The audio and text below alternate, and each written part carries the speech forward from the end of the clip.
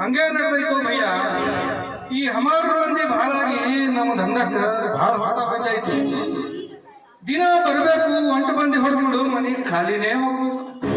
क्या तो करे भैया, ताइज बीज भर धंधा लगे सर का घर में जोरू बच्चे भूखे पड़ रहे.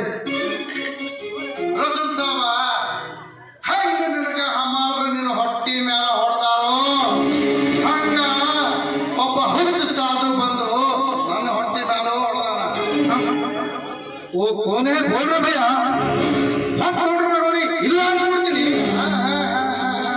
ಹಂಗೆಲ್ಲ ಮಾಡಕ್ ಹೋಗ್ಬೇಡ ರಸೂಲ್ ಸಾಬ್. ಅವನನ್ನ ಅವ ಏನು ಗುಡ್ಸಿ ಹಾಕೊಂಡು ಕುಂತಾನಲ್ಲ, ಅಲ್ಲಿ ಜಾಗ ಖಾಲಿ ಮಾಡಿಸ್ಬೇಕಾಗಿತ್ತಂದ್ರ ನೀನು ಒಂದು ಕೆಲಸ ಮಾಡ. वो गांजा पीने वाला साधु का बोल रहे क्या? वही गांजा पीने वाला साधु ರಸೂಲ್ ಸಾಬ್.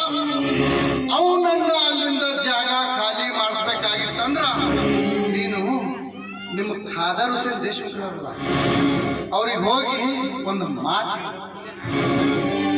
ಸಾಹೇಬ್ರೆ, ಅವ ಯಾರೋ ಸಾಧು ಬಂದು ನಿಮ್ಮ ಇಜಾಜತ್ ಇಲ್ಲದೆ ನಿಮ್ಮ ಜಾಗದಾಗ ಕುಂತಾನ.